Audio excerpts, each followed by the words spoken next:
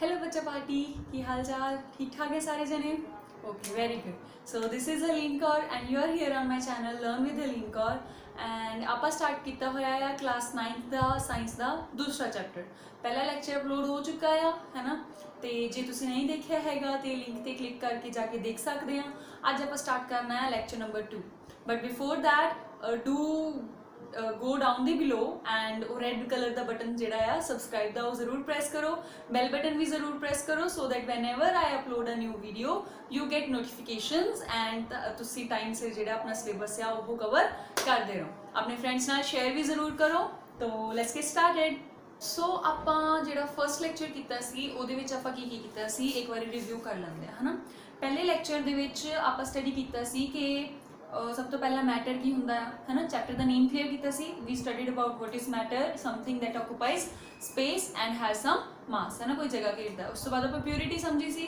कि प्योर सबसटेंस या प्योरिटी किनू कहते हैं उस तो बाद आप एक फ्लो चार्ट बनाया सी है ना फ्लो चार्ट च वी डिस्कस्ड कि ਜਿਹੜੇ प्योर सबसटेंसेस आ दो तरह के हो गए pure and impure pure substances दी अगे आप कैटेगरीज लिखिया सी एलीमेंट्स एंड कंपाउंड्स एलीमेंट्स दी अगे फर्दर 3 कैटेगरीज लिखिया सी metals non metals and metalloids ਉਹਦੇ ਵਿੱਚ ना एक चीज़ होर ऐड कर लो नोबल गैसेस ठीक है वो भी आप पढ़ना है that day I forgot to mention that fine तो आउट ऑफ ऑल दिस आपां की कीता सी जेड़ा मेटल्स वाला पोर्शन सीगा आपां डिस्कस कर लिया सी है ना मैटल्स के बारे डिस्कस किया कि मैटल्स की होंगे जिन्हों की टेंडेंसी की होंगी अपना आउटर इलैक्ट्रॉन लूज करने की है ना उस तो बाद आप उन्होंने फिजिकल प्रॉपर्टीज़ कीतियां कि जेडे मैटल्स होंगे हार्ड होंगे मैलेबल होंगे डक्टाइल होंगे उन्होंने शीट्स बना सकते हैं उन्होंने वायर्स बना सकते हैं मेल्टिंग बॉइलिंग पॉइंट्स हाई होंगे है ना स्टफ लाइक दैट आफ्टरवर्ड्स आप उन्होंने कैमिकल प्रॉपर्टीज़ कीतियां सी कि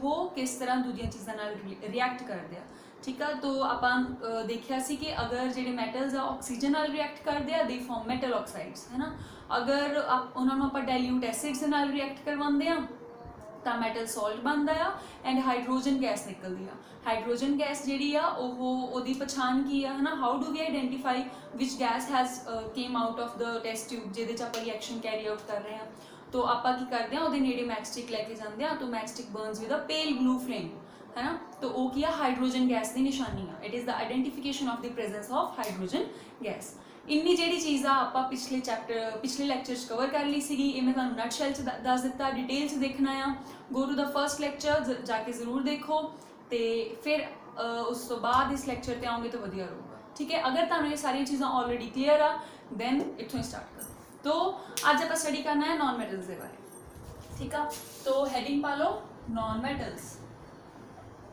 नॉन मैटल्स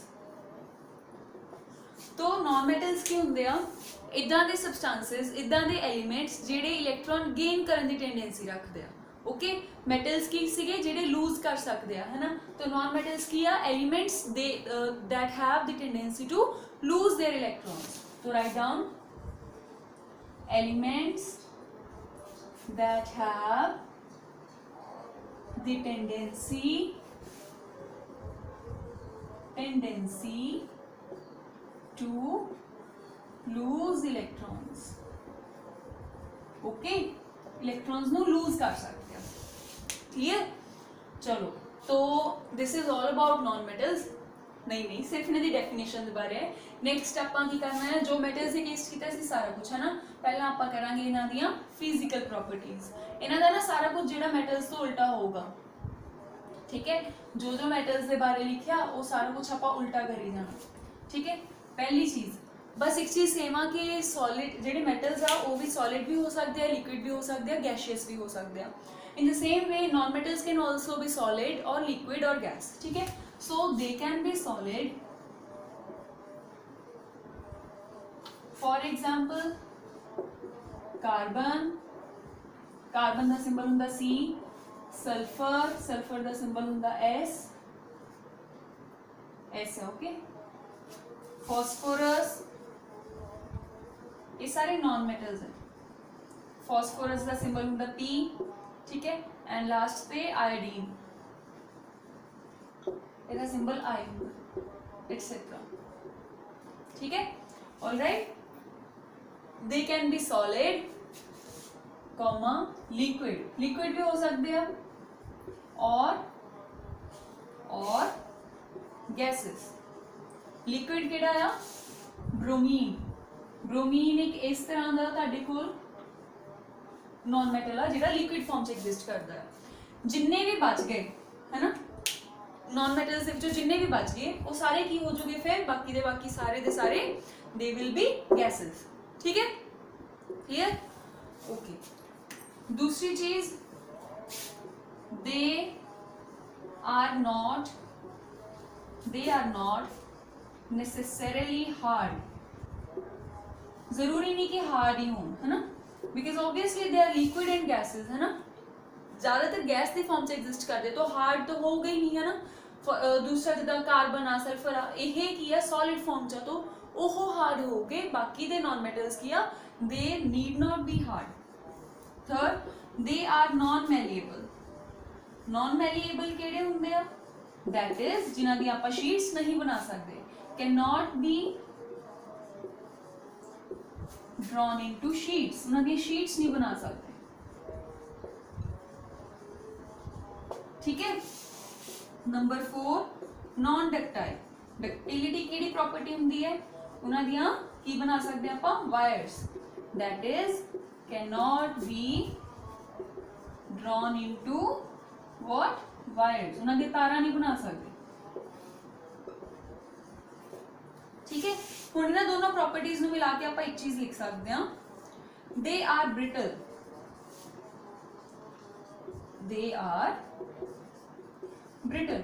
ब्रिटल का मतलब की होंगे जिन्होंने तोड़िया जा सकता है ना। फॉर एग्जाम्पल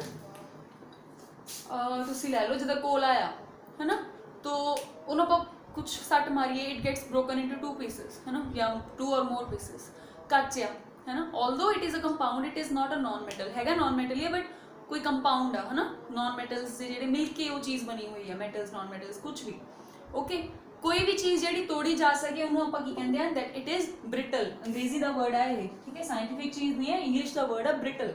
ठीक है that is they break into pieces when hammered. जो आप किसी चीज़ की हैमर दे नाल या होर किसी चीज़ नाल उन्हां नूं मारदे हां सट मारदे हां then what वो टुट जाते हैं they break into pieces. Okay चलो नेक्स्ट लिखो उन्हां दे मेल्टिंग एंड बॉइलिंग पॉइंट्स की हुंदे आ की हो गए मेटल्स दे की सीगे हाई तो नॉन मेटल्स दे low melting and boiling points are low gases है ना इस करके ओके चलो गैसेस आते इस करके क्यों क्योंकि उन्होंने पार्टिकल्स की ऑलरेडी दूर पे है ज़्यादातर है ना ज़्यादातर गैसेस है पार्टिकल्स ऑलरेडी दूर पे है मेल्ट करके आप करना की पार्टिकल्स दूर तो करना है ऑलरेडी दूर है ना तो उन्होंने होर दूर करने लिए अपन कितनी कितने एनर्जी चाहिए होगी जो आप हीट करते हैं मेल्ट करने लिए आप इन्हों एनर्जी तो प्रोवाइड कर रहे हैं हीट एनर्जी दैट मीनस उन्होंने मेल्टिंग और बॉइलिंग पॉइंट बहुत घट हो गए छेती मेल्ट कर चुके छेती बॉयल कर चुके। ठीक है मेल्टिंग एंड बॉइलिंग पॉइंट्स की होंगे लो होंगे उस तो अलावा they are bad conductors of heat and electricity. इन्हें जो हीट और इलेक्ट्रिसिटी पास नहीं करती लेकिन इत्थे एक एक्सेप्शन मतलब कि ये इस चीज को फॉलो नहीं करते। कौन कौन नहीं फॉलो करते ग्रेफाइट एंड सॉरी ग्रेफाइट है कला ठीक है कला graphite fine.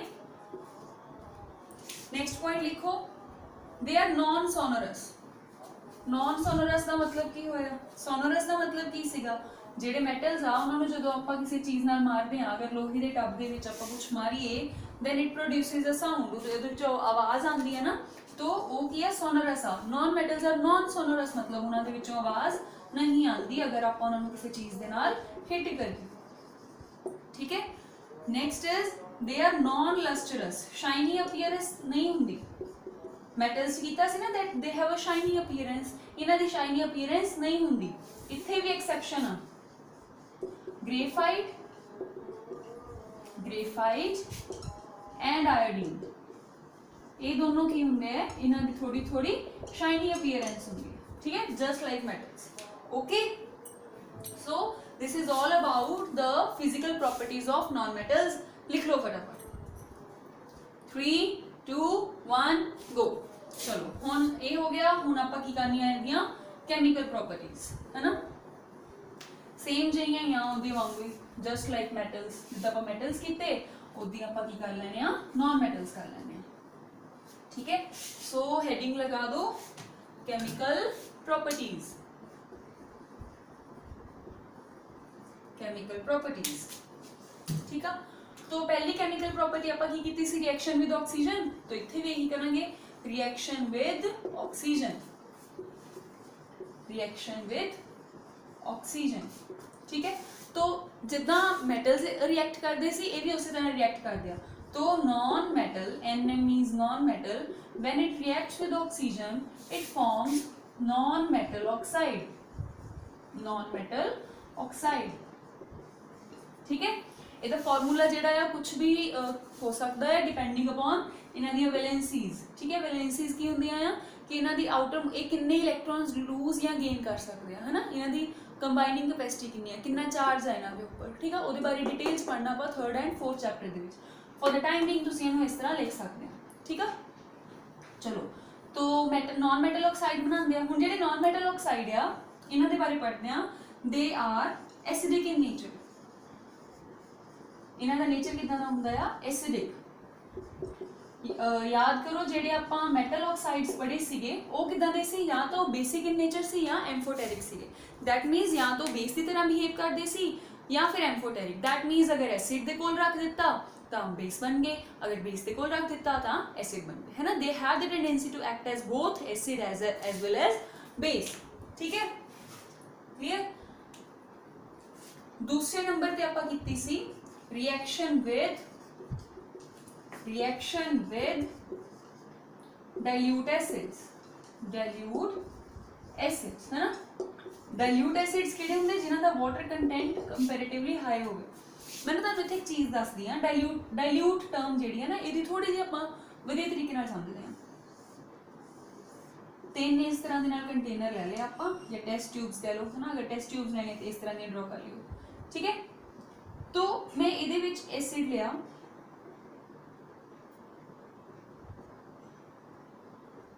I have taken this much acid, इहदे विच भी एसिड लिया,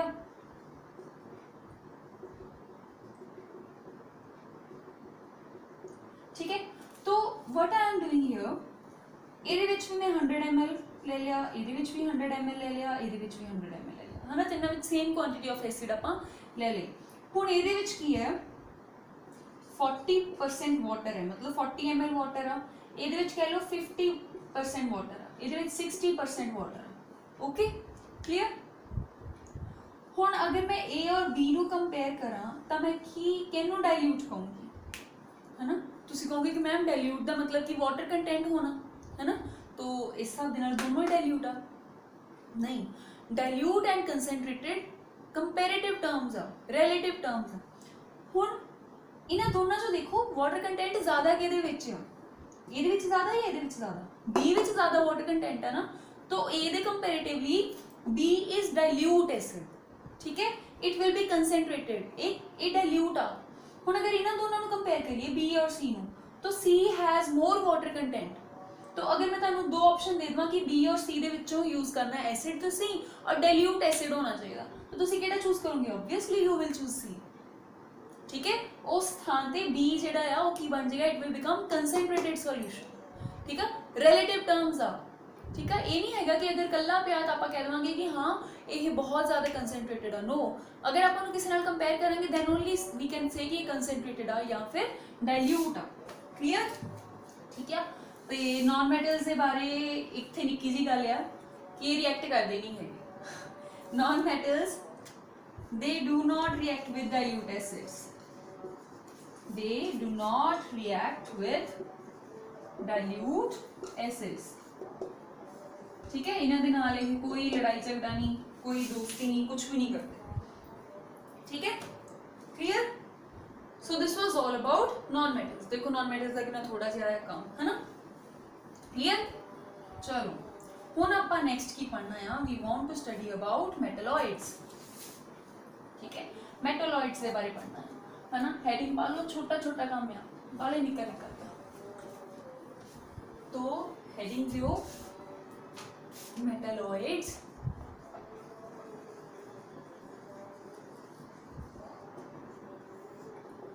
तो मेटलॉइड्स इदां दी चीज़ां आ जिहड़े कि मैटल्स दी प्रॉपर्टीज भी कुछ कुछ होंदियां, कुछ कुछ नॉन मैटल्स दी प्रॉपर्टीज होंदियां। ठीक है, मिक्सचर नहीं होंदे, नो। कुछ प्रॉपर्टीज नॉन मैटल्स दी रखोगे, कुछ प्रॉपर्टीज मैटल्स दी रखोगे। तो इधर ही चीज़ां हुण क्योंकि गब्बे जी आ गई ना, तो उन्हां दा नाम आपां रख दित्ता मेटलॉइड्स, है ना। They have properties, they have properties similar to both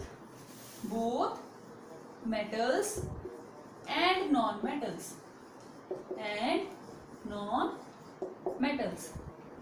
okay, बस आही है। ठीक है, यदि एग्जाम्पल किया, for example selenium, sorry silicon, germanium etcetera. ठीक है, एक ये तुहाडे कोल नॉन मैटल है। ओके, अगला मैं तुहानू क्या सी ना, फ्लो चार्ट दे विच एक चीज़ होर ऐड कर लो, नोबल गैसेस। ठीक है, तो हेडिंग दियो नोबल गैसेस, नोबल गैसेस। हुण नोबल का मतलब कि हम इंग्लिश लैंग्वेज दे विच छोटे हुंदे ऐसे लिखदे हुंदे सी ना, नोबल सॉरी माई फ्रेंड दा ओहदे विच एक लाइन लिखदे हुंदे सी, he belongs to a noble family. छोटे हुंदे कदे पुछया ही नहीं टीचर नूं, है ना, मैम नोबल की हुंदा। कई न्याणे ज़्यादा सियाने हुंदे सीगे, मतलब वधिया पढ़ने वाले हुंदे सी, उन्होंने डिक्शनरी च लभ लेना, है ना। मेरे वर्गे हुंदे सी, उन्होंने कभी पूछा ही नहीं, मैंने नोबल की हुंदा, पढ़ लिया, नलायक हुंदे सी, है ना। तो नोबल का मतलब हुंदा आ गुड, है ना, सिंपल दी लैंग्वेज, नोबल मीन्स गुड। हुण गुड गैसेस का मतलब की होया, रिएक्शन करके एक दूसरे दे नाल की कर रहा, वो लड़ाइयां करी जा रहे ना, तू मैनू आ दे दे, मैं तेनू आ दे दूंगा, है ना, एक्सचेंज करी जा रही चीज़ों का, या कोई किसी तो इलैक्ट्रॉन खो रहा है, किसी तो कोई कंपाउंड जिहड़ा आ वो दूसरे तो वो एलीमेंट खो रहा है ना, कॉन्स्टिट्यूएंट्स। तो गुड गैसेस मतलब कि नोबल गैसेस, इन्होंने गुड गैसेस ना कहने लग पे किते जाके। ठीक है, otherwise just that is simplicity. तो गुड गैसेस की करदियां, और रिएक्शन ही नहीं करती, दे डू नॉट रिएक्ट। किहदे नाल रिएक्शन नहीं करदियां, they do not react with anyone, किसी नाल भी नहीं करदियां। इस करके आपां उन्हां नूं की कहंदे हां, दे आर नोबल गैसेस। ठीक है, for example helium, neon, krypton, argon, xenon, radon. ठीक है, ये सारी तुहाडे कोल की है, ये नोबल गैसेस आ, मैं सिंबल लिख दिते हैं, पूरे नाम सुन लो, helium, neon, krypton, argon, xenon, radon. Periodic table ना इस लाइन दे विच नहीं होंदे हैगे, मैं शायद उल्टे पुलटे लिखी हैं, इदां शायद इस तरह होंदे, helium, neon, argon, krypton, xenon, radon. Check कर लांगे एक बार। ठीक है, सो ये सारियां की है नोबल गैसेस। ठीक है, हुण ना कभी भी कोई काम हुंदा है तो उहदे विच एक ना एक बंदा इदां दा हुंदा है जिहड़ा उस काम नूं पुट्ठा कर दिंदा, है ना। तो इत्थे ना इन्हां विच भी एक बंदा इदां दा आ गया जिहड़ा ना इन्हां दा नाम खराब करी जांदा। पता कौन आया, आह भाई भाई है कि भैन, आई डोंट नो। इन्हें आगे की कीता, इन्हें ना फ्लोरीन दे नाल कंपाउंड्स बनाने शुरू कर दिते। For example HCF2, xenon fluoride, ये 3-4 कंपाउंड होर भी पता लग गए। दैट मीनस इन्हें रिएक्शंस करनी शुरू कर दी, है ना। तो नोबल गैसेस की जो पछाण से इन्हें खराब करती, बट हुण की करिए, कर लग पिया है ना। कैटेगरी तो ही रहनी है नोबल गैसेस च, क्योंकि पिया उन्होंने नाल आ, बाकी सारे काम तो नोबल गैसेस वाले ही आ, तो ओबवियसली रहूगा जिन्हों के नाल ही। लेकिन हम कंपाउंड बनाने शुरू कर दिते हैं। ठीक है, 3-4 लभ गए आ, बाकी होर उन्होंने रिसर्च चलती पई है। ठीक है, होर लभे जा रहे। ठीक है, clear. So next we want to study about compounds, है ना। किस तरह एक बार रिपीट कर लेंगे हैं। आपां कीता सी मैटर नूं डिवाइड कीता सी दो टाइप्स दे विच, है ना, प्योर सबसटेंसेस एंड इनप्योर सबसटेंसेस, है ना। प्योर दे विच आपां लिया सी एलीमेंट्स एंड कंपाउंड्स, है ना। तो एलीमेंट्स दे विच अपने मैटल्स हो गए सी, नॉन मैटल्स हो गए सी एंड मेटलोइड्स हो गए सी ते कंपाउंड्स ਜਿਹੜੇ ਆਪਣੇ ਰਹਿੰਦੇ ਸੀਗੇ है ना। तो कंपाउंड्स कर ਲੈਂਦੇ ਆ ਕੀ ਹੁੰਦੇ ਆ ਉਸ ਤੋਂ ਬਾਅਦ ਆਪਾਂ ਕਰਾਂਗੇ ਇਨਪਿਓਰ ਸਬਸਟੈਂसेस ठीक है।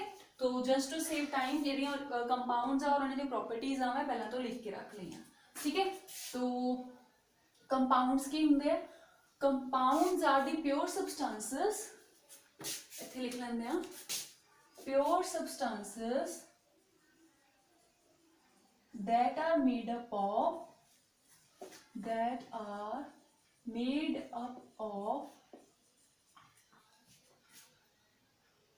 a group of particles ठीक है।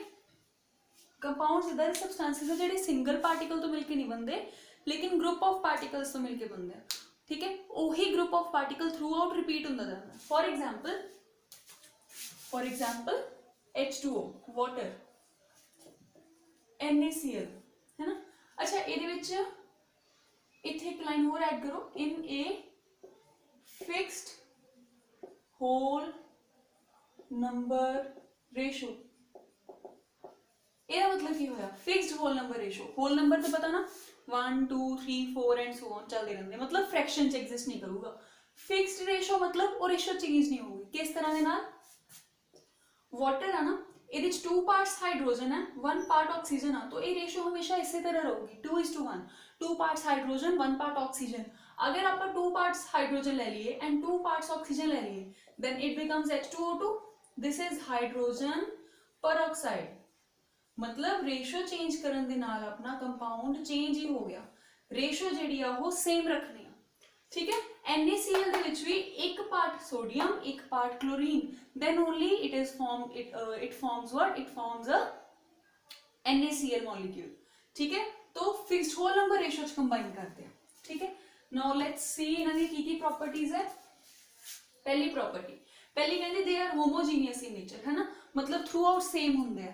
फॉर एग्जाम्पल वाटर है ना बीकर अपने कोल कोई वी हैव दिस बीकर इहदे च वाटर अपना फिल्ड है ठीक है। तो अगर आप इत्थों पानी लवांगे then also we get H2O है ना। इत्थे भी यही group of particles that is molecule पिया होगा अगर इत्थों लैंदे आ तां भी H2O ही होगा है ना। That means they are homogeneous in nature ठीक है। नेक्स्ट किया properties of compounds are entirely different from their constituent particles. For example water दी एग्जाम्पल इत्थे मैं लिखी हुई है ਇਹਦਾ मतलब की होया जैसी ਜਿਹੜਾ हाइड्रोजन एटम है ना ये बहुत जल्दी अग फड़दा है इन्हू बहुत छेती अग लग जाती है। ਜਿਹੜਾ ऑक्सीजन है इट सपोर्ट्स कंबस्टन है ना तो हाइड्रोजन इज हाईली कंबस्टिबल मतलब इन्हू अग लग जाती है and oxygen supports combustion oxygen तो बगैर अग नहीं ना लगती 8th क्लास पढ़िया हुआ है ठीक है।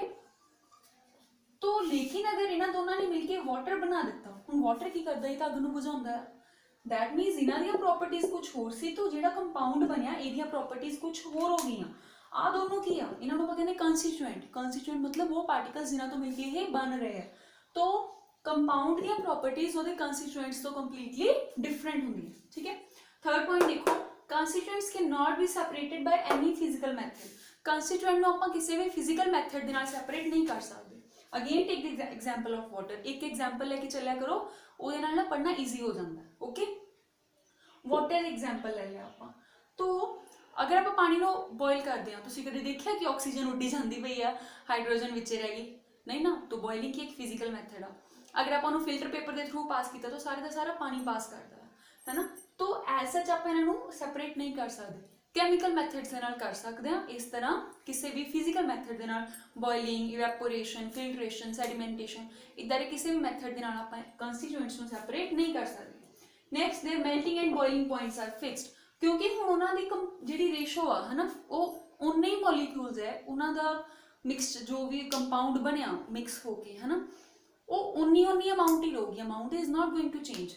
तो there will be a temperature जिहदे तो उन्होंने मेल्ट होना and that temperature is not going to change ठीक है ओके। एक लास्ट पॉइंट है मैं पहले लिखना भूल गई इत्थे लिखो formation of A compound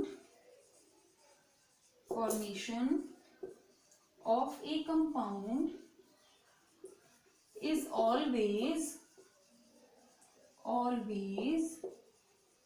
accompanied by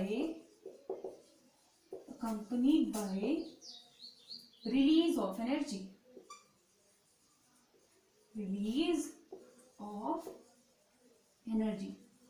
सब तो इंपॉर्टेंट पॉइंट है ये, स्टार मार्क कर लो इन्हों, ठीक है। किस तरह के नाल इन्हों बड़े ध्यान नाल समझना, ठीक है।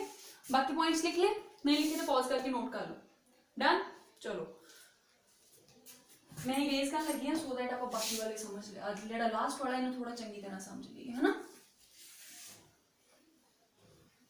चलो डन डन डन, आ भी रह गया क्लीन, है ना। देखो एक अपने को टर्म हैगी एनर्जी, दूजी हैगी स्टेबिलिटी, मतलब स्टेबल कोई चीज की नहीं। स्टेबल समझते हैं, जिदा इस वेले मैं खड़ी हाँ अपने दोनों पैरों पे तो मैं स्टेबल हाँ, इधर तो नहीं ना हो रहा कि मैं डिग्गी जा रही हूँ, नहीं ना। ओके तो स्टेबल हाँ मैं, है ना, स्थिर। ओके हुण सपोज करो तुसीं जमीन ते बैठे हुए हैं, है ना। If you are sitting on ground then what's happening, अगर तुहानू कोई आके धक्का मारे तुसीं साइड में गिर जाओगे तो सट लगोगी, पॉसिबल ही नहीं, है ना। जब बैठे ही जमीन ते हैं तो जमीन ते गिर गए तो सट लगन के चांसेस तो बहुत घट गए, है ना, 1% भी नहीं रहे। No sit on a chair, हुण अगर आके कोई धक्का मारदा है and we fall on to ground then अपने काफ़ी सट लगदी है। Why does that change happen, इदा क्यों होंदा है। बहुत सिंपल जी चीज़ आ, देखो एक एनर्जी आ, आपां 9th क्लास के फिजिक्स के भी ध्यान देना पढ़नी, पोटेंशियल एनर्जी, ठीक है। एनर्जी दो तरह के नाल आपां डिवाइड करते हैं, kinetic energy and potential energy, है ना। Kinetic energy is the energy due to motion, जो कोई चीज़ मूव करती है उस वेले उहदे कोल किहड़ी एनर्जी होंदी है, काइनेटिक एनर्जी।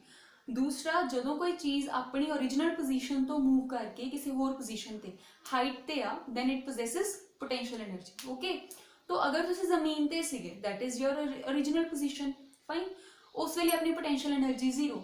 अगर आप चेयर पे बैठ गए तो आप एक हाइट पे आ गए ना, वी हैव रेज्ड आप अपना ग्राउंड लेवल आ, है ना। This is the chair, okay I don't know कितना ड्रॉ कर दिया, चलो any how this is the chair. तो इतने हुण पर्सन आके बैठ गया, ठीक है। तो आ वाली हाइट इतनी बढ़ गई ना, तो अगर हाइट बढ़ जाती है तो पोटेंशियल एनर्जी बढ़ जाती है। हुण अगर धक्का वज्या तो सट लग गई, है ना। तो व्हाट हैज हैपेंड हियर, तो हो की रहा है इत्थे, व्हाट्स हैपनिंग हियर। पहला केस देखते हैं, है ना। अपने कोल एनर्जी कितनी सीगी, 0 या घट सी, तो स्टेबिलिटी कितनी सी, इत्थे पा लो एनर्जी घट सी तो स्टेबिलिटी की सी, ज़्यादा सी। हुण दूसरे केस दे विच एनर्जी बढ़ गई तो स्टेबिलिटी अपनी घट गई ना। तो stability and energy are what, they are inversely proportional to each other, ठीक है। एनर्जी इज, उल्टा लिखो, stability is inversely proportional to energy. ਇਹਦਾ मतलब ਕੀ ਹੁੰਦਾ, इनवर्सली प्रोपोर्शनल था, अगर आ चीज़ बढ़ गई तो इन्हें घट जाना, अगर आ चीज़ घट गई तो इन्हें बढ़ जाना। क्लियर, चलो आ कंसेप्ट समझ आ गया। Now take the example of NaCl। Sodium बेचारा कल्ला बैठा सी, Cl भी कल्ला बैठा सी। हुण सोडियम किया, इट इज अ मेटल ने टेंडेंसी रखनी इलेक्ट्रॉन लूज करन दी। सोडियम की टेंडेंसी होंदी कि वो एक इलेक्ट्रॉन लूज करता, दैट मीनस उन्हें एक इलेक्ट्रॉन लूज कर दिता। हुण जिहड़ा इलेक्ट्रॉन इन्हें लूज किया वो किसी ने तो लेना ही आ। Chlorine is a non metal, इसकी टेंडेंसी की है, it takes up the electron, है ना, गेन करता। तो it takes up this electron and becomes negative. तो ये दोनों इकट्ठे हो गए। हुण सोडियम पहला की सीगा, है ना, इहदे कोल एक इलेक्ट्रॉन वाधू सी, एक इलेक्ट्रॉन दे के स्टेबल हो गया ना। हुण दऊगा किनू, क्लोरीन नूं दऊगा। मतलब इन्हां दोनों ने जो कंबाइन किया आ भी स्टेबल हो गया, आ भी स्टेबल हो गया, दोनों की स्टेबिलिटी बढ़ गई। अगर स्टेबिलिटी इंक्रीज हुई है ना, स्टेबिलिटी हैज इंक्रीज, तो एनर्जी की होनी चाहिए, it should get decreased, energy घटनी चाहिए, है ना। अगर एनर्जी घट रही है then what do we say energy is released. मतलब कि जो भी कोई कंपाउंड बनेगा it will be accompanied by the loss of energy और रिलीज ऑफ एनर्जी, या फिर एनर्जी चेंजेस, कुछ ना कुछ एनर्जी चेंज जरूर आऊगी, ठीक है। कोई भी चीज़ जी स्टेबल होंगी आ ਬਿਨਾਂ એનર્ਜੀ ਚੇਂਜਸ ਤੋਂ ਨਹੀਂ ਹੋਊਗੀ। ਜਦੋਂ ਵੀ ਕੋਈ ਚੀਜ਼ ਅਨਸਟੇਬਲ ਹੁੰਦੀ ਹੈ ਦੈਟ ਮੀਨਸ ਉਹਦੇ ਕੋਲ ਹਾਇਰ ਅਮਾਊਂਟ ਆਫ એનર્ਜੀ ਆ। ਜਦੋਂ ਵੀ ਕੋਈ ਚੀਜ਼ ਬਹੁਤ ਜ਼ਿਆਦਾ ਸਟੇਬਲ ਆ ਦੈਟ ਮੀਨਸ ਉਹਦੀ એનર્ਜੀ ਬਹੁਤ ਲੋ ਆ। I hope this is clear to all of you. ਜੇ ਕਿਸੇ ਨੂੰ ਕੋਈ ਪ੍ਰੋਬਲਮ ਆ ਫਿਰ ਵੀ ਪੁੱਛ ਲਿਓ, ਠੀਕ ਹੈ। So this is all about today's video. ਅੱਜ ਆਪਾਂ ਕੰਪਾਊਂਡਸ ਦਾ ਕਵਰ ਕਰ ਲਿਆ ਆ, ਠੀਕ ਆ। ਨੈਕਸਟ ਵੀਡੀਓ 'ਚ ਆਪਾਂ ਸਟਾਰਟ ਕਰਨਾ ਆ ਅਬਾਊਟ ਮਿਕਸਚਰਸ, ਠੀਕ ਹੈ। ਆਪਾਂ ਮੈਂ ਸਟਾਰਟਿੰਗ ਸਾਨੂੰ ਫਲੋ ਚਾਰਟ 'ਚ ਦੱਸਿਆ ਸੀ ਨਾ, ਮੈਟਰ ਦੀਆਂ ਦੋ ਕਲਾਸੀਫਿਕੇਸ਼ਨਸ ਕੀਤੀਆਂ ਸੀ, ਪਿਓਰ ਸਬਸਟੈਂਸਿਸ ਐਂਡ ਇਨਪਿਓਰ ਸਬਸਟੈਂਸਿਸ, ਠੀਕ ਹੈ। ਤੋ ਪਿਓਰ ਸਬਸਟੈਂਸਿਸ ਆਪਣਾ ਸਾਰਾ ਡਨ ਹੋ ਚੁੱਕਾ ਆ। ਨੈਕਸਟ ਦੇ ਵਿੱਚ ਆਪਾਂ ਇਨਪਿਓਰ ਸਬਸਟੈਂਸਿਸ ਜਿਹੜੇ ਆ ਉਹ ਸਟਾਰਟ ਕਰਨੇ ਆ, ਠੀਕ ਹੈ। ਈਜ਼ੀ ਸਾਰਾ ਕੁਝ ਹੈਗਾ ਆ, फटाफट आप कवर करते जाना है, ठीक है। तो I will see you then in the next lecture. Till then keep learning, stay home, stay safe, have a good day.